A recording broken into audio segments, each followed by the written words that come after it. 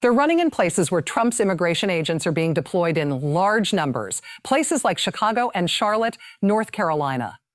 They've also run those ads on TV in West Palm Beach, Florida.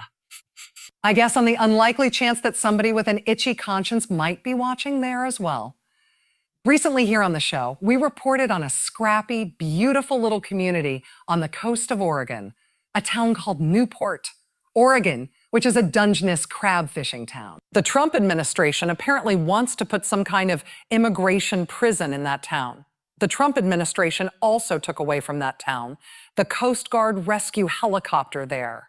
There had been a Coast Guard rescue helicopter stationed in Newport, Oregon because of the Dungeness crab fleet, because of the extremely risky, extremely dangerous work of that fishing fleet there. The Newport, Oregon Coast Guard rescue helicopter has rescued more than 500 people in the past 10 years. And then the Trump administration, with no notice, with no local consultation at all, took it away.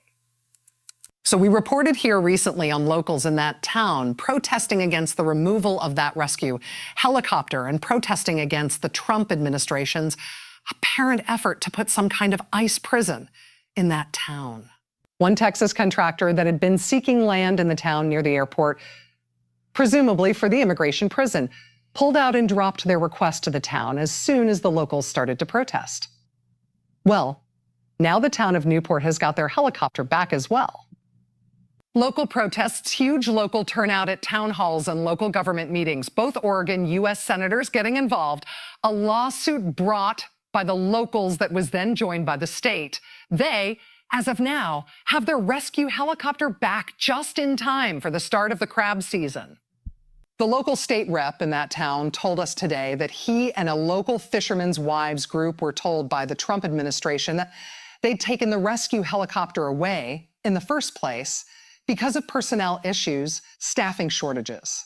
The Trump administration then reportedly told a different story to the state's U.S. senators, telling them no, it's not staffing shortages or personnel issues. They told the senators it was a maintenance issue for the helicopter for some reason. But then, wouldn't you know it? Once the Trump administration got dragged into court by these locals who sued them, the Trump administration had to admit under oath, in court, yes, actually, they moved the rescue helicopter, the Coast Guard rescue helicopter, out of Newport, Oregon, because the Coast Guard was told to send a helicopter down to San Diego to fly around the Mexican border and look for immigrants.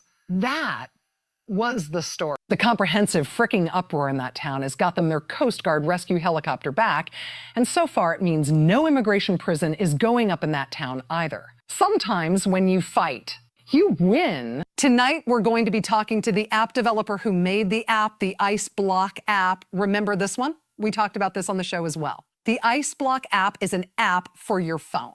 It helps people report to their neighbors when they saw Trump's immigration agents operating in their neighborhood. The Trump administration went to Apple, the literally multi-trillion-dollar company. Apple. The Trump administration went to Apple and told Apple that they needed to take the Ice Block app out of the App Store, and Apple caved immediately. Did it. They took the app down. They responded like they were some little pushover, scared operation that only wants to please the big bad bully because they have no choice. Apple did not stand up for itself, but the Ice Block guy, the guy who made the app, he is standing up. He told us when this happened. He told us here on this show that he had a plan to fight this, even if Apple wouldn't fight. Well, now today, he has put that plan into place. He has put that plan into effect. He's going to join us live here tonight. You are going to want to see that tonight. We're also going to talk with a former director of the CDC, the Centers for Disease Control and Prevention. He's sounding the alarm that with the Trump administration having now pretty well decimated the CDC and really broken what is supposed to be our public health safety net as a country. He is sounding the alarm that we're going to need to approach those challenges some other way, that we're going to need to do something else as a country to make up for what is now a broken, decimated, ruined CDC. Because sometimes you fight to protect someone or protect something. Sometimes you have to fight to build something new, to take the place of part of our government, part of our country that these guys have destroyed. The Trump administration right now seems to be They at least seem to be flailing in all sorts of interesting ways. Today, you might have seen Alina Habba had to resign. Trump has appointed a bunch of more or less wildly unqualified U.S. attorneys, top federal prosecutors in multiple states. These are people who are such insanely inappropriate choices for these jobs. They apparently can't be confirmed, even by the same Senate that confirmed Pete Hegseth. Like, that's so low a bar, you can't limbo under it if you had 3 sets of knees. I mean, Trump has nevertheless tried to keep these wildly unqualified U.S. attorney picks in these jobs beyond the limits of the law, because they can't stay there indefinitely if they can't be confirmed by the Senate. Multiple courts have now told Trump that he can't do that these people are not serving legally. Today, after stomping and huffing about it for a while, Alina Habba in New Jersey had to resign as U.S. attorney. The others who were appointed in circumstances similar to hers will likely have to resign as well. It's just a matter of when. One of the things Trump has used these bogus U.S. attorneys to do, particularly in the Eastern District of Virginia, is he's used these folks to bring federal charges against people he sees as his political enemies. Like, for example, New York State Attorney General Tish James, who Trump demanded should be charged with mortgage fraud for the way she filled out her mortgage paperwork. Remember that? Well, not only was that indictment against Tish James thrown out because Trump didn't properly appoint the U.S. attorney who brought that case, then a few days ago, Trump's Justice Department tried to bring an indictment against Tish James all over again under a new prosecutor. A grand jury told them to take a hike, refused to indict Tish James when they went back to a grand jury and asked them to do it again. And now today, ProPublica reports that if Trump really wants Tish James to be charged with mortgage fraud for this particular paperwork issue,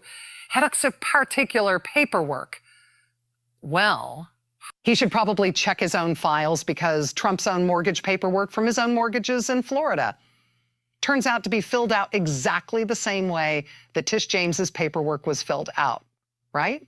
No one will notice what they're actually paying. Americans are fighting against this administration in all sorts of interesting ways, and this president appears as weak and unpopular as he has ever been in all of his time in public life. You're seeing that. You're seeing that combination of his weakness and Americans' appetite to fight him. You're seeing it, frankly, in every court except the United States Supreme Court. You're seeing it increasingly now even in the Congress. You're seeing it at the black site prison gates amid the Presbyterian Church ladies who have never protested anything before, but where they're now holding a blue Christmas service.